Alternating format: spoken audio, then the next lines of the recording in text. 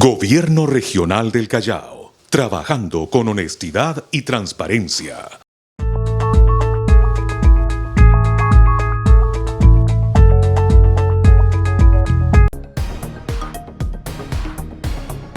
Bienvenidos al microprograma Región en Acción por TVial. Mi nombre es Katherine Alcázar y hoy vamos a hablar sobre la implementación del botiquín y primeros auxilios en el hogar. Para ello contamos con la presencia de la licenciada Elizabeth Rivera Galdós, quien es directora de Educación para la Salud de la Dirección Regional de Salud del Callao. ¿Cómo está? Bienvenida a TVial. Muchas gracias, Katherine. En primer lugar, transmitir el saludo cordial de nuestra directora regional de salud, la doctora Catey Pacheco, al programa Región en Acción.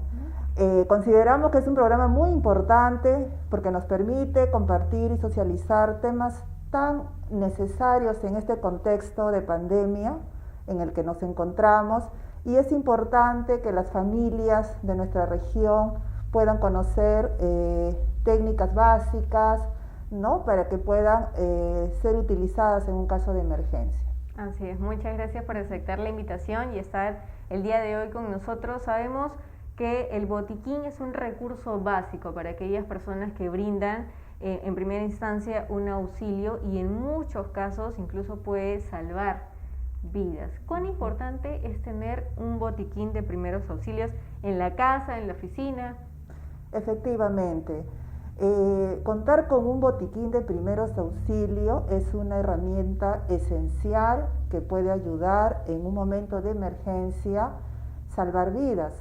Asimismo, esto debe de ir acompañado de promover una cultura en salud, es decir, las personas debemos de capacitarnos en conocimientos básicos de los primeros auxilios, ¿no?, para que de esa manera podamos utilizar el botiquín adecuadamente. De manera correcta. De manera correcta, efectivamente. Un botiquín se considera como una herramienta esencial que toda persona debe tener en el hogar, en el trabajo, en cualquier lugar donde va a dirigirse, ¿no? Si nos vamos a ir de viaje también es importante llevar un botiquín. Las características que debe tener un botiquín es que debe de considerarse pues un recipiente de plástico, de fácil utilización, no debe de tener pues candado, sino debe de estar a libre disposición de la persona, ¿no? El botiquín tiene sus reglas, tiene que estar señalizado, siempre tiene que estar en un lugar visible, si es que el botiquín está en la casa, ¿no?, en un lugar visible, debe ser de conocimiento de todos los miembros de la familia, debe de contener los elementos básicos para una atención de emergencia. Claro. Pero por ejemplo, hablábamos de las características del botiquín, las principales, ¿no? Tiene que ser de plástico, pero también vemos botiquines que son de madera. De maderita, exacto, sí, de maderita también. Lo importante es que sea de una utilización adecuada, ¿no? Uh-huh. Fácil de poderlo transportar también, ¿no? Exacto. Entonces, tiene que ser resistente al agua, ¿no? Por eso es de plástico o de maderita, uh-huh, ¿no? Para que de esa manera, exacto, para que de esa manera pueda también trasladarse y ser ubicado en un lugar adecuado, ¿no? Ya sea en el hogar, en el carro, ¿no? Uh-huh. O si nos vamos de viaje también, ¿no?, poder utilizarlo llevándolo en nuestras maletas, ¿no? En cualquier lugar donde nos vayamos a dirigir, siempre es bueno tener un botiquín de primeros auxilios. Y dependiendo al lugar donde nos dirijamos, ¿no?, el recipiente del botiquín puede variar, ¿no?, en tamaño. Hay varios ¿no?, tipos de exacto. botiquín. Pero usted mencionó algo muy importante que es la fácil accesibilidad a este botiquín. Es decir, no tiene que tener candado, porque muchas veces en los medios de transporte público, sobre todo, vemos que si bien es cierto, tienen el botiquín, pero está con candado. Entonces, eso no debería ocurrir. Eso no debe de ocurrir, ¿no? No solamente en el hogar ni en los medios de transporte, sino también en el trabajo, ¿no? Muchas veces podemos encontrar botiquines que están en un lugar o colgados y están bien con el candado puesto, ¿no? Entonces se supone que tenemos que entender que un botiquín es una herramienta esencial que debe estar a disposición, ¿no?, de la persona que lo va a requerir en el momento necesario. Exacto, porque como le mencionábamos al inicio de la entrevista, en muchos casos hasta se pueden salvar vidas utilizando el botiquín de manera correcta. Entonces imagínense si tiene el candado, hasta que vayan a buscar a la persona que tiene la llave, olvídense, puede ocurrir una tragedia. Entonces nos mencionaba también que hay varios tipos de botiquín. ¿Cuáles son esos tipos? Bueno, sí, dependiendo del uso que va a realizar la persona, ¿no? Por decir, en casa, ¿no?, un botiquín, consideran 3 tipos de botiquín, ¿no? El botiquín A, por decir, el que podemos utilizar en casa, donde el ama de casa o un miembro de familia, ¿no?, va a tener lo mínimo necesario para atender un caso, por decir, de caída, de golpe, de quemadura, ¿no?, de primer grado, ¿no?, alguna hemorragia, ¿no?, algo leve, porque ya situaciones de mayor gravedad ya implica que la persona en casa tenga que llamar pues a una ambulancia, ¿no?, para que pueda ser trasladada, ¿no? Ahora, el botiquín que utilizan los paramédicos, que generalmente vemos que llegan pues en las ambulancias, ya implica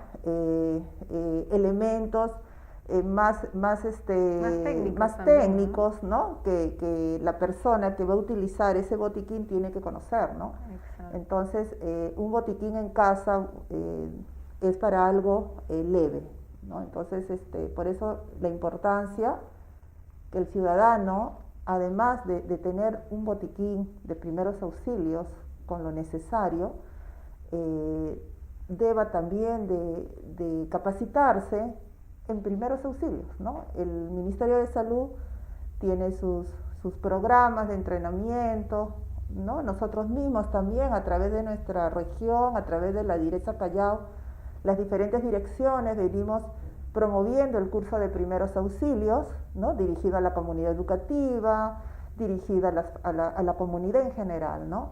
Consideramos que es importante, y es más, en este contexto de pandemia, dentro del programa de primeros auxilios, del entrenamiento de los primeros auxilios, se considera también los primeros auxilios frente al COVID, ¿no? En estos momentos en casa, en un botiquín, debemos de incluir ya pues un pulsosímetro, ¿no? Las personas deben aprender a, en este dispositivo, medir la oxigenación, o sea, tienen que saber qué es la presión alta, la presión baja, qué mide el pulsosímetro. El nivel de saturación, ¿no?, también. El nivel de saturación, entonces los valores normales. Entonces, hoy en día este contexto nos exige que nosotros, como región, capacitemos a nuestra comunidad, ¿no? Y felicito este programa porque de alguna forma estamos sensibilizando a la ciudadanía la importancia de tener pues nuestro botiquín de primeros auxilios, pero también el capacitarnos, ¿no? El también formarnos en poder nosotros prestar una ayuda en una emergencia que se pueda presentar. Así es, entonces ya lo saben, nosotros como ciudadanos debemos darle la importancia al botiquín, ya sea en casa, en el trabajo, a donde sea que vayamos, tener los elementos básicos que a continuación nos gustaría que nos mencione, porque como usted lo dice, ¿no?, ahora en tiempos de pandemia tenemos que tener el oxímetro, el pulsiosímetro, pero hay elementos básicos que desde antes de pandemia tenía que haber en un botiquín, por ejemplo un termómetro. Así es, así es. Son instrumentos médicos básicos que hoy en día cualquier ciudadano tiene que saber cómo utilizarlo, ¿no? Hay muchos casos, personas que no saben tomar la temperatura, no saben usar un termómetro, ¿no? Y un termómetro puede pues ubicarse en diferentes partes del cuerpo, ¿no? Debajo de la lengua, en la axila, ¿no? Hay varios tipos, ahora hay digitales. Exacto, ¿no? Entonces, y sobre todo que también la población conozca cuáles son los valores normales, ¿no? Cuando, a partir de qué valor ya es considerable que tengo fiebre, que estoy con fiebre, ¿no? De igual manera el pulsosímetro, ¿no? También es un instrumento médico que es básico hoy en día que se tenga en casa, como parte del botiquín de primeros auxilios. O pastillas de repente como paracetamol. Exacto, ¿no? Un botiquín básico en casa debe tener pues los insumos de asepsia, ¿no? Frente a una herida, ¿no? Una hemorragia que pueda presentarse en casa leve. Entonces lo primero que tenemos que tener en cuenta es desinfectar la herida, ¿no es cierto? Un botiquín también tiene que tener sus guantes quirúrgicos, ¿no? Porque para atender una emergencia, ya sea de cortadura, quemadura, ¿no? Entonces es importante primero que la persona que va a prestar el auxilio también tenga las medidas de bioseguridad pertinentes, ¿no? Entonces un botiquín por eso tiene que tener sus guantes quirúrgicos, sus gasas estériles, su asepsia, agua oxigenada, ¿no? Curitas, si en casa también la persona se entrena para vendar, o al menos pues en un caso de emergencia puede vendar vendas también. Y ahora ¿no? Debe haber un correcto almacenamiento de los medicamentos. Exacto. Y verificar constantemente la fecha de vencimiento. Exacto, esas son las recomendaciones que tenemos que transmitir a los ciudadanos, a los vecinos del Callao, que es importante que las medicinas que tengamos en casa, en nuestro botiquín, ¿no?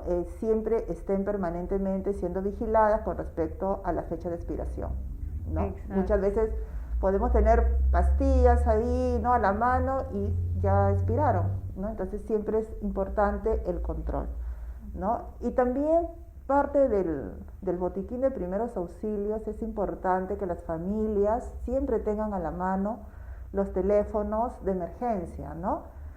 A la mano, porque muchas veces no los tienen, y si bien es cierto, en un primer momento se puede prestar supongamos un caso, ¿no? de una quemadura, ¿no? Nosotros podemos entender que las quemaduras, o todos sabemos que las quemaduras son de 3 niveles, ¿no? Primer grado, segundo grado, tercer grado.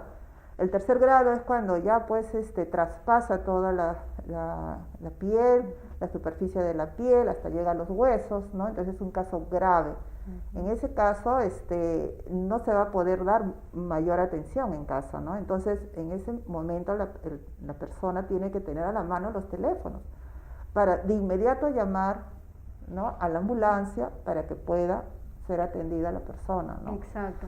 Entonces hablábamos del botiquín como herramienta para una persona que desee prestar un primer auxilio, uh-huh. Pero ¿cuán importante es saber primeros auxilios? ¿O cuál sería la guía básica, digamos, ¿no? El procedimiento para dar un auxilio? Uh-huh. Claro, lo principal en el conocimiento de los primeros auxilios es que la persona que va a dar esos primeros auxilios tiene que tener un liderazgo, ¿no? La persona, al tener un liderazgo de brindar ese apoyo a una persona que lo necesita, tiene que mantener la calma, ¿no? Una persona presta a ayudar a alguien, tiene que mantener la calma. Segundo, tiene que tener una visión panorámica de la escena, ¿no? Porque muchas veces podemos encontrarnos ante una situación en la que también nosotros, por prestar ayuda, también nos podemos afectar. Uh-huh. Entonces tenemos que también tener un análisis de la situación y para guardar poder calma. prestar. Guardar calma, tanto a la persona que va a prestar la ayuda como transmitírsela a la persona que está necesitando el apoyo, ¿no? Entonces, eso es lo primordial, ¿no? Si yo quiero prestar ayuda a una persona, tengo que tener ese liderazgo de guardar la calma, estar seguro de lo que voy a hacer, ¿no? Porque muchas veces, al no intervenir en una forma oportuna, pertinente, puede causar un daño mayor a la persona. Uh-huh. Entonces tenemos que tener por ese motivo un conocimiento sobre los primeros auxilios. Así es. ¿Qué es el procedimiento RCP? Ya, esta es una técnica, ¿no? Consistente en dar una reanimación cardiopulmonar a una persona que pueda haber presentado un paro cardíaco, ¿no? Un evento de esa naturaleza. Entonces, la persona de inmediato que va a prestar ese apoyo tiene que asegurarse que la persona ha presentado ese cuadro, ¿no? Eso se hace a través de una evaluación primaria, ¿no? Hacer una primera evaluación, si la persona cómo está su ritmo cardíaco, si tiene pulsaciones, ¿no? Entonces, en ese sentido, la reanimación cardiopulmonar es una técnica que consiste en darle una reanimación a los pulmones y darle masaje al corazón, para que de esa manera la sangre siga circulando a los órganos vitales, como es el corazón, como son los pulmones, ¿no? Para que esa persona pueda reanimarse. El DRCP es muy importante en eventos de personas que hayan podido presentar un paro cardíaco, ¿no? En los primeros 4 o 5 minutos es indispensable que la persona que va a dar este RCP lo brinde, porque de esa manera va a ayudar a que esa persona no pueda tener una mayor crisis, ¿no? O quizás pueda perder la vida, ¿no? Entonces es una técnica muy importante que todos deberíamos de conocerla para poderla aplicar en un evento que se pueda presentar, ¿no? Frente a nosotros. Así es, muy valiosa entonces la información que nos está presentando el día de hoy, licenciada Elizabeth Rivera Galdós. Ya para finalizar esta entrevista, ¿cómo sabemos, cómo deberíamos actuar en caso, por ejemplo, de asfixia o atragantamiento, ¿no? Que normalmente en la casa o en cualquier otro lugar, al momento de comer, puede suceder? Así es. Frente a un hecho de atragantamiento, ¿no? Se puede presentar en una persona mayor como en un bebé, un niño también, ¿no? Entonces, hay una técnica que es con los nudillos del dedo pulgar, ¿no? Colocar sobre encima del ombligo de la persona. ¿En la boca del estómago o más abajo? Encima del ombligo. Ah, okay. Encima del ombligo, entonces apretar hacia fondo y subirlo para arriba hacia los pulmones, ¿no? Entonces, hacer eso para ayudar a que la persona pueda expulsar, ¿no? Esa es la técnica básica, ¿no? Los nudillos del dedo encima del ombligo, al fondo y para arriba, para ayudar, ¿no? Claro que la persona tiene que estar detrás de la persona que está presentando el atragantamiento. Ah, ok, tiene de espaldas. Exacto. Abrazar a la persona. Exacto, abrazar a la persona con los nudillos del dedo pulgar, encima del ombligo, al fondo y para arriba. Okay. ¿No? Entonces, para ayudar a que la persona no pueda expulsar, ¿no? el objeto que pueda. Pero siempre de pie, porque de repente por la desesperación lo ponen de cabeza, lo echan, o sea, sí, no. Nada Lo que no se recomienda es dar golpes en la espalda, eso no, es poner esa técnica, ¿no? Encima del ombligo, apretar hacia fondo y para arriba, ¿no? Ayudar a que pueda extraerse el tratamiento. Ahora, en cuanto a las quemaduras, usted me mencionaba que hay 3 grados, primer grado, segundo grado, tercer grado, que ya muchas veces, o en la mayoría de casos, ya tiene que acudir a un centro de emergencia. Sí, pero si es una quemadura de primer grado, que ocurre en casa, de repente en la cocina, ¿cómo deberíamos actuar? Ya. Primeramente, la persona que va a atender a una persona con una quemadura leve, primero hay que desinfectarse las manos, lavarnos las manos. A la persona que ha tenido el evento de la quemadura, ¿no? Limpiar la herida con chorros de agua fría, no helada, ¿no? Exacto. A veces se piensa que con agua helada no voy a calmar, pero no. Se recomienda agua fría al ambiente, ¿no? Limpiar la herida, no utilizar algodón, sino la gasa, porque el algodón a veces puede, ¿no? Dejar pelucita, se pega. Entonces, limpiar la herida con agua, utilizar ungüentos, ¿no? Hay ahora unos ungüentos especiales para quemadura, echarle, y proteger la herida con la gasa, ¿no? Eso es lo más recomendable. A veces las personas utilizan remedios caseros, ¿no? Como por ejemplo dicen, le pongo el tomate en rodajas o le pongo el pepinillo, ¿no? Pero lo más recomendable es primero la limpieza de la herida con agua en primer lugar, luego desinfectarla con con agua oxigenada, que es lo que más conocen las personas, agua oxigenada, ¿no? Y echarle un ungüento. Ahora en farmacia encontramos ungüentos especiales para quemaduras. Entonces se echa y se protege la herida con una gasita, ¿no? Eso es lo más recomendable, ¿no? En un caso leve de caso.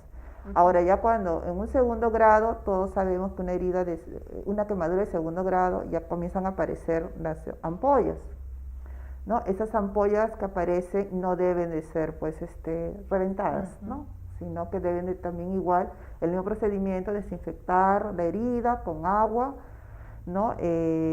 Limpiar la herida con agua, luego la desinfección con el agua oxigenada, ¿no? Y de igual manera su procedimiento con su crema, ¿no?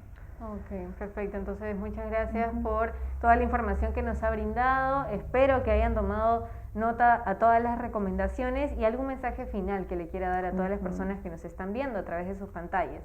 Sí, estimados vecinos de nuestra región Callao, es muy importante capacitarnos, prepararnos ante situaciones de emergencia. Consideren el llevar su curso de primeros auxilios.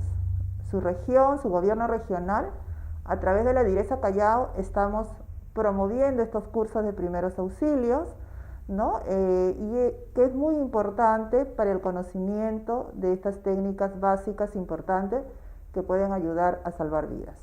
Así es, muchas gracias nuevamente y por supuesto los invito a que den like y compartan este video con sus amigos y familiares y también seguirnos en todas nuestras redes sociales como Facebook, Instagram, YouTube y Twitter. Además, seguir cumpliendo los protocolos de bioseguridad, utilizando la mascarilla, el protector facial, el alcohol y guardar, por supuesto, la distancia social. Mi nombre es Catherine Alcázar, nos vemos en una próxima oportunidad. Hasta luego.